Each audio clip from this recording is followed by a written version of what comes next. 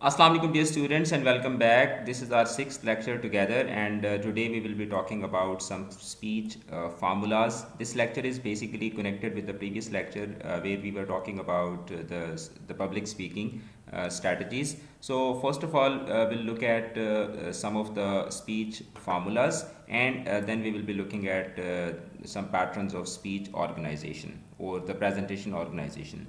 Now, the first formula that we will be understanding is the OIBCC formula. So, this is basically an abbreviation of some of the important aspects of the speech.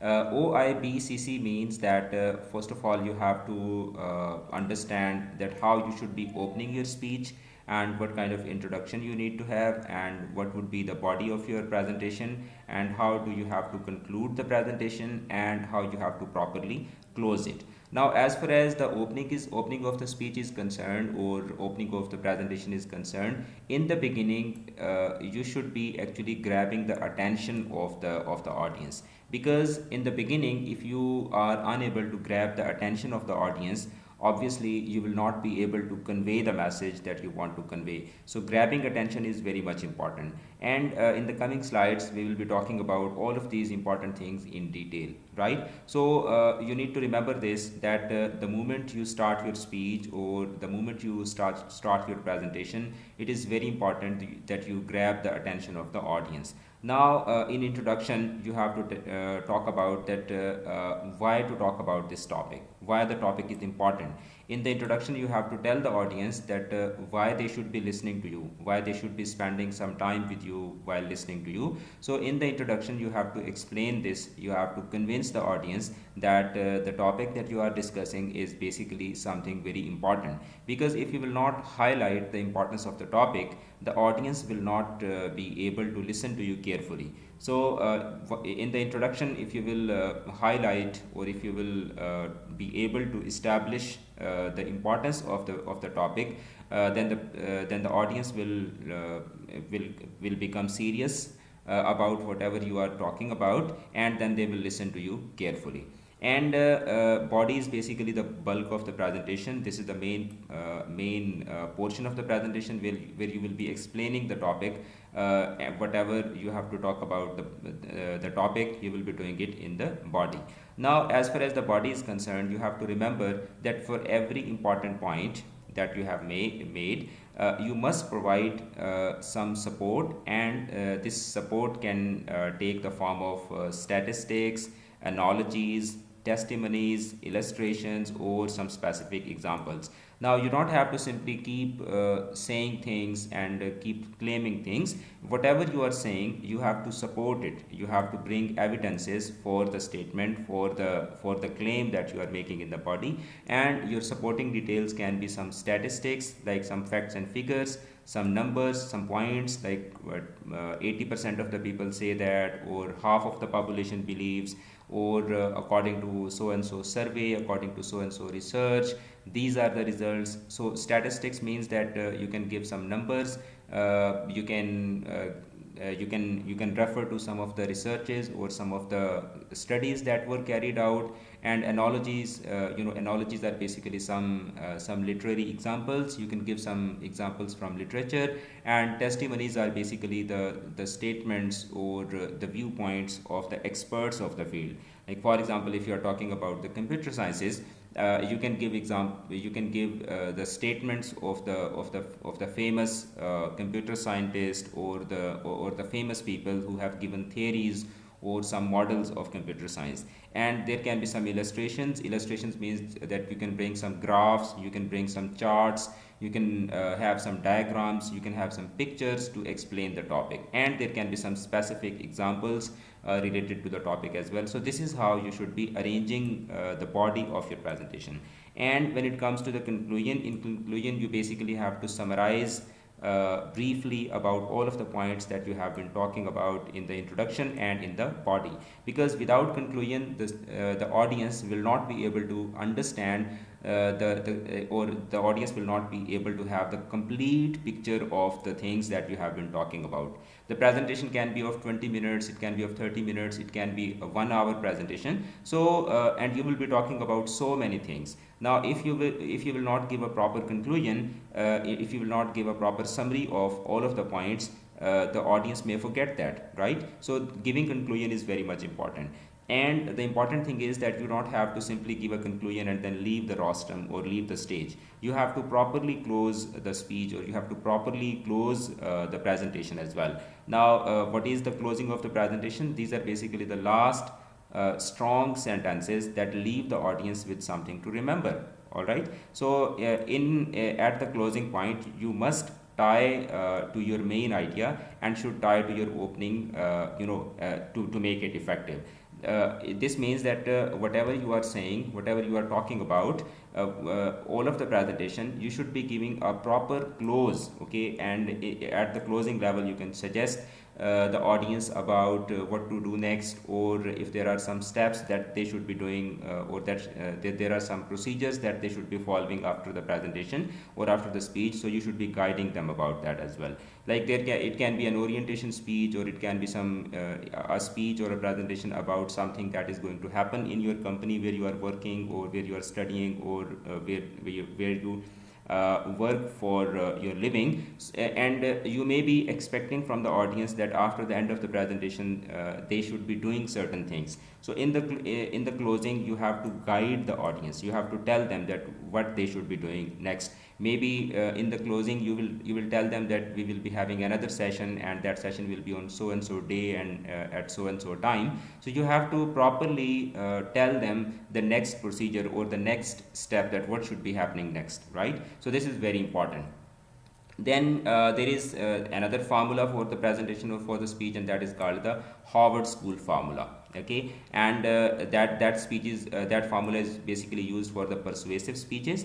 Persuasive speeches are basically those speeches where you made the speech, you talk, and the purpose of talking is to convince the audience, to persuade them, to convince them, to bring them into an agreement about something, right? And that formula is the pre-PI formula, right? So like the previous formula, this formula is also an abbreviation. P stands for the point of view, and R is for the reasons, and E is for the examples or the evidences.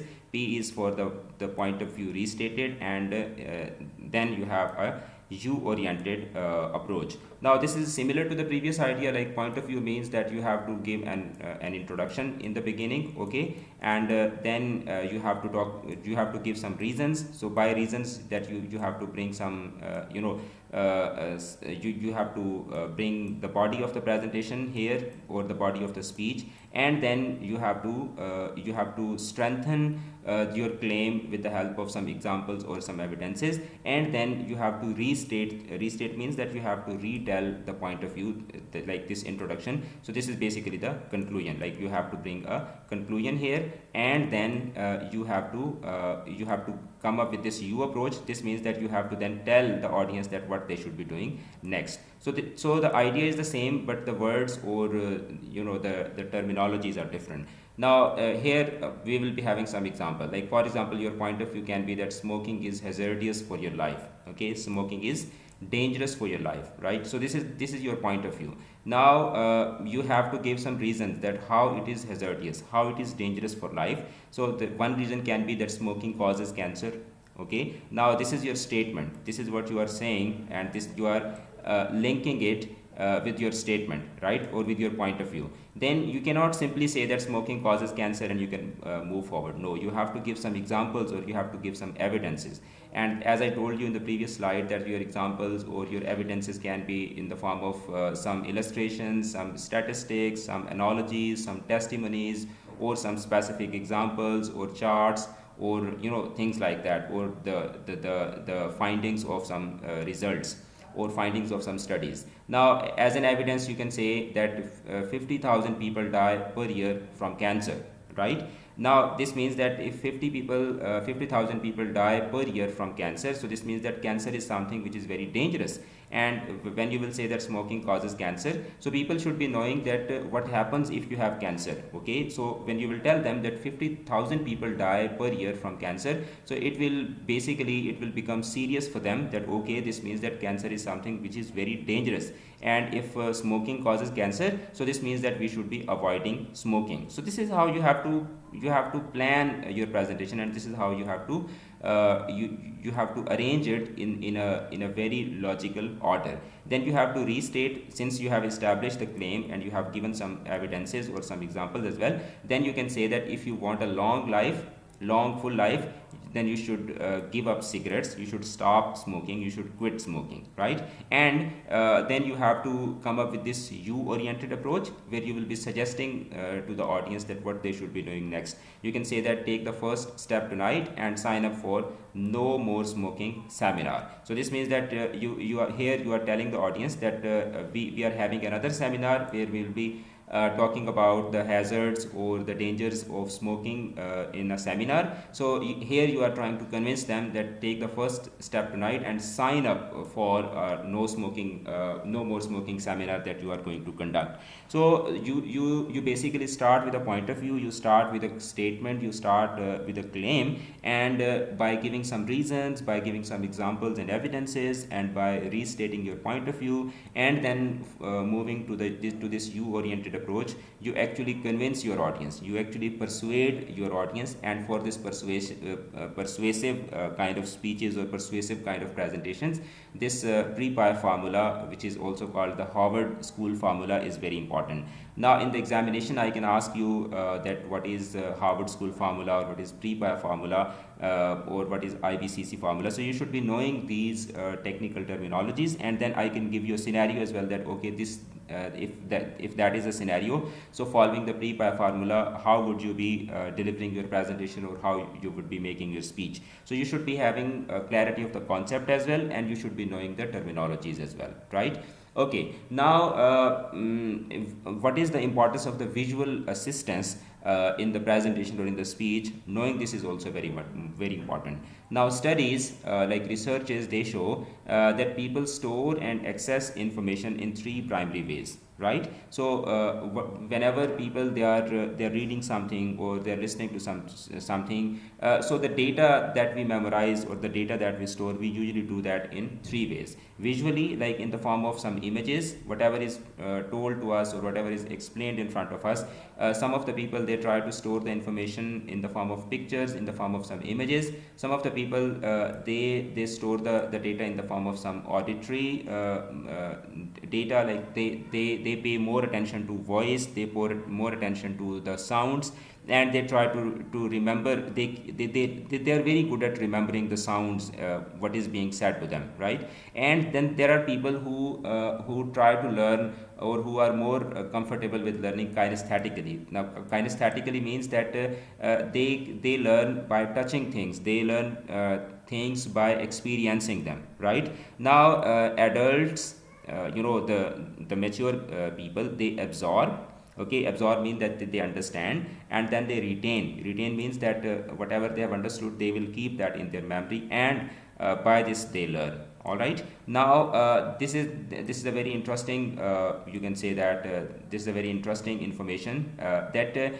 whatever is being presented to us, whatever is being shown to us, or whatever is being given to us in the form of information, so we remember 10% of what people, okay, they remember 10% of what they read, 20% of what they hear, 30% of what they read and hear, and 50% of what they hear and see, and 90% of what they do. So this means that doing is very much important. So from this you can understand this, that while you are delivering a presentation, or while you are making a speech, you should try to include some of the activities, or some of the you can say that some of the exercises, or you should be involving the audience, because if you will involve them, if you will make them do certain things, so they will remember it in a more effective and in a more productive way, right? So this means that if you are just making them read, so they will only remember the 10% of that. And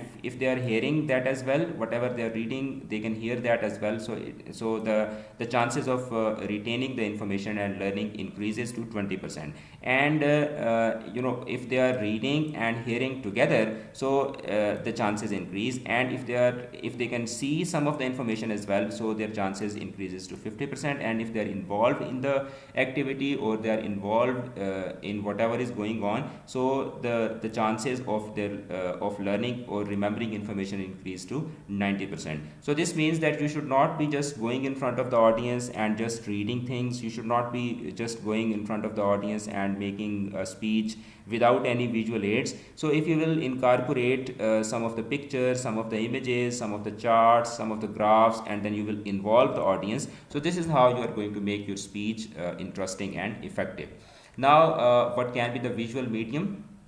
Okay, and how you have to basically, if you are bringing some pictures or images, so how you have to incorporate them in your speech. Now visuals support the speech, they are not the primary message. This is very important. Like if you are bringing the pictures or some of the images and you are incorporating them, you are including them in your speech, so you don't have to think that those images are the primary message. No, images or the pictures, they are not the primary message, they are basically a supporting material, right? So visuals are only used to dramatize and clarify the message. You should not be relying only on the pictures or the images. You have to simply use them as a resource to convey the message that you want to convey. Now you have to practice your main points of the presentations without relying on the visuals. Okay, like for example, if you are bringing if you are planning to show them some pictures, okay, so you should not be 100% relying on that picture, because there is a possibility that in the presentation you may not be able to show the picture. There can be, like if you are preparing a PowerPoint presentation, or if you are taking some notes and you think that okay, I will bring these pictures in front of the audience, so there is a possibility that in the presentation or in the speech you may not be able to use that resource material. So what will happen then? Obviously if you will rely on that material 100%, and that material is not supported there in the during the presentation or during the speech, then you will be having some problems. So what you have to do is that you always have to prepare yourself. You should be having some of the visual aids, you should be having some of the material with you, but you should not be 100% relying on that material, right? So visuals should assist you in controlling the pace of presentation and the flow of the information, right? So you should use these visuals, you should use these images and the pictures, so that your presentation is non-stop and continuous, and you get the pace of the presentation. Pace means the speed, and you can channelize the information in a flow, right? And the important thing is that when you transit, or when you move from one visual to the next, you have to introduce the topic area of the next visual before it is revealed. This means that before showing the picture, if there are some pictures that you want to show, you have to first give them the background. Okay, you have to try to develop a link between the picture and the topic that you are presenting, because if you will directly show them the picture without explaining, without giving them a background of the picture, so they may they may get a different idea, or they may misunderstand the image, or they may not be able to understand that what you actually want to show, right? Like for example, if you are bringing an apple in front of the audience, so an apple can have different meaning. Maybe they want to tell that you want to talk about the benefits of the apple. Maybe they will think that you want to talk about how costly the apples are, or maybe you want to talk about some gravity, or you want to tell them the story of Isaac Newton. So there can be so many ways of showing an apple. So you have to tell them that why you are showing them a picture, or why you are showing them a particular or a specific image. Once you will give them the background of the image, or the background of the story, so it will be easy for you to relate it. It will be easy for you to actually tell them what you want to tell. Otherwise, if you will simply show them the picture without giving them a background, without telling them the background story, so they will construct their own meanings, and that will be something very problematic for you to relate it, because the purpose of the showing image, the purpose of showing a picture is not to just entertain them. You will be showing those visuals, those images and the pictures or the objects just to make your point understandable. And now if you will not give the background, obviously people will get a different meaning, different message from that picture or that image or that object that you are showing to the audience, and your purpose will not be achieved. Right now, how do you create your visuals? This is very much important. There should be 14 lines per visuals. You should not be putting too much information within a single visual. Like within one slide, you should not be having more than 14 lines, and you should be having a title for each visual. Like if you are bringing some pictures or some graphs in the PowerPoint presentation, so you should be having a title for each visual.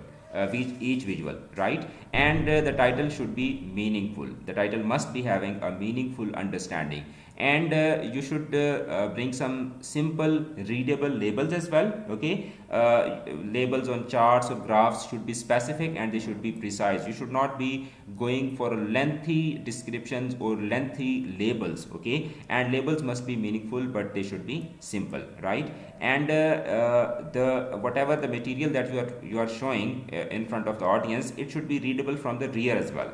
Okay, like the people sitting in the last chairs, they should also be able to read whatever you are doing. Now most of the students, when they go for the presentation, they are asked to use the whiteboard in the class, so they sometimes write very small, and their writing is as if they are writing on a small page, A4 size or a legal size page. So you should be keeping this in mind, that when you are writing on the whiteboard, so basically you are writing for a large number of audience who are sitting in a room, and that there may be 60 or 70 or even 100 people sitting in a room or in a hall. So you have to make your font, or you have to make your visuals readable and understandable for all of the people. And print size, if you are bringing a page, so it should be at least 20 points. Okay, and you should not bring more than 3 to 5 major points. Okay, and each point must be easily identifiable, and you can use highlights, you can use colors, you can use bullets, and you can use different text sizes. Like as you can see that here the size is different. It's black color, then it is in the blue color, and then I have brought this red color and the black color and the bullets. So this is how your information should be on the screen or on the pages, so that it is easily understandable for the audience, right? Then consistency is a must. You should be very consistent, and if you have to deliver, let's say, a series of the presentations or a series of the speech, you have to bring consistency. Your layout should be consistent, and your style and whatever the material that you bring, it should be consistent. And the colors are very important. You should be using the colors appropriately. You should never use the color red for your main text. Like for example, this is my main text, so you should never be using red color for the main text or the titles or labels, because red color is difficult to read from distance. The people who are sitting from the distance, they may not be able to read the red color. You can use red as a highlight color, indicating a problematic area, and you can use green as the highlight color as well. And two of the most common and readable colors are blue and black, so you should be keeping most of your presentations or most of your speech in blue and black color. And blue color, especially light blue, is the most soothing color on the eye, so you should be using this light blue color more often. All right, and your visuals, they must be organized. Okay, they must have a proper introduction, proper body, and a proper closing. This is very important. Now when it comes to the presentation delivery, who and how and what, this is very much important. Like who is delivering the presentation, you should be knowing this. And how, like who you are you a teacher, or you are going for a guest speech, or it is a viva speech, it is a class presentation, it is university's annual dinner or annual seminar, or you can say that that convocation speech. So who you are and how you will be doing this and what is it that you want to present. So this is understanding this is very much important. Now, Albert Mehrabian, who is a well-known communication theorist, he specifies that message impact can be divided into three factors, right? The body language, which contributes 50% towards the message impact. Like he actually talks about that how you can bring impact in your message, how you can make your message impactful or productive, okay, or successful. So your body language is very very important because it contributes 50% towards the message impact. And then your tone of voice is also very much important, and it contributes 38% towards the message impact. And your actual words, they only contribute the 7% towards the message impact. So from this you can understand that your message, your words, whatever you are saying in front of the audience, that is only the 7%. Okay, 38% of the message is conveyed by the tone of your voice, and 55% of the message that is being conveyed by the body language. So while you are delivering a presentation or while you are making a speech, you should be very much careful about the body language and the tone of the voice, and yes, the actual words as well, right? So actual words are important, but they're only important if you take care of your tone of the voice and you take care of the body language, right? And yes, the time control is also very much important. If you are making the presentation so lengthy, so ultimately the audience will lose their interest. Okay, they will not be able to pay attention. So you have to prepare several variants. Now this is something very important. Whatever the message that you have to convey, you should be preparing it at several levels. You can prepare that at the length of a 5-minute presentation of your research on the way to the train station or in the elevator, and 15 minutes presentation of your research if you have to give in a conference, or it can be 40 to 50 minutes presentation of your research if you are in a job interview, if you are doing an invited talk, or you have to give some keynotes. And it can be 55 to 100 minutes presentation of your research if you have to do in the classroom. So you should be prepared from every point of view. Like for example, right now I'm giving this lecture to you, and this is going to be a lengthy lecture. But if somebody calls me and somebody says that, okay, what did you teach today, right? And now I cannot give that person a full-fledged lecture of 40 to 50 or even 100 minutes lecture. I'll have to explain the whole crux of the lecture in maybe 3 to 4 minutes, right? And if I'm if the head of the institute, like HOD or the director or the vice chancellor calls me and he asks me that, okay, what did you teach today? So I may have 5 minutes or 10 minutes, and I have to explain that today I told my students about some speech formulas and how to deliver a speech. So I'll not be going into a lengthy detail, right? So you should be actually preparing your presentation from several point of views and at several levels, and you have to be in control of your time, because if you may lose your audience if you are not taking care of the time, right? Now in addition to that, you should be knowing that where you will be delivering the presentation, whether it is a small conference room or it is a big auditorium, or if it is a big and long conference rooms. You should be knowing the place, because it happens to most of the people that they have an anxiety that, okay, I'm very comfortable in a room, but if I have to deliver a presentation in an auditorium or in a long conference room, so people, they get panic, or they start feeling uncomfortable. Or sometimes it also happens that people prepare a speech or a presentation, and when they see the audience, they all of a sudden they start feeling this, that I was not expecting that much people, I was not expecting these kind of people, and I was not expecting that, okay, things will be like that. So you have to think about, and you have to know the place before the presentation, and you have to know the audience as well. Okay, like who are the people you will be speaking to, what is their background, what is their religious background, their cultural background, from where they are, and what is their age bracket, like whether they are teenagers, whether they are professionals, they are mature people, they are old age, they are children, they are kids. You should be knowing the age as well. What are their hobbies? If you will be knowing their hobbies,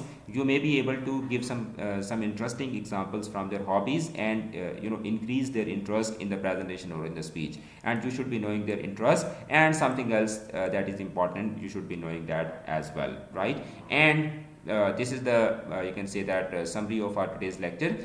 So you have to pay attention to the oral communication in every technical communication, and giving presentation is not only the oral communication, right? Asking good questions is also some oral and memorable communication, right? So while delivering the presentation, you should be sincere, you yourself should be interested, you should be enthusiastic, you should be very warm, and you should be friendly, and you have to be yourself. You don't have to fake yourself, okay? Because if you will be faking, people will know that okay, this is not your original personality, you are just trying to make it, right? And what is your ultimate goal of the presentation? You have to be effective communicator in every situation, right? So there are some other questions that are connected to the oral communication that you should be keeping in this in your mind before going for the presentation. Like for example, what if people walk out in the middle of my talk? So what you will do then? If people walk out in the middle of your talk, so what will you do then? You should be thinking about this. And what if you don't know the answer to the question? Like if people are asking you some questions and you don't know the answer, so what you will be doing then? And if you will you have to ask that if I make some mistake during the presentation, so how will I cover that? And what will I do if I forget a detail in my presentation? So these are basically four questions, all right? So in the next class, okay, you have to write, you should be bringing some answers for these four questions, okay? And I will ask you one by one to talk about these things, and this is your topic and this will be basically an oral quiz as well. I'll invite you in the class one by one, and you will tell me that what you will do if people walk out of your speech, and what will you do if you don't know the answer to a question, and what you will do if you make a mistake in the presentation, okay, and what will you do if you forget a detail in the presentation, right? So I think only those students will be able to answer these questions who have watched this video, or if you are watching this, so this means that you will be having you will not be having any disturbance or any difficulty in the next class, right? So these are some references, like you can go and join that Toastmaster club, and this presentation is basically created from Creative Communication by LPM company in New Jersey, right? So this is the end of our today's lecture. In next class, we will be talking about something interesting, something more, I would say that effective. Till then, take care of yourself, and in the description of this video, you will find a link to the complete course from where you can go and watch the previous videos as well, and the upcoming videos will also be included in this link. So you can save that link with you, and take care of yourself. See you in the next class. Allah Hafiz.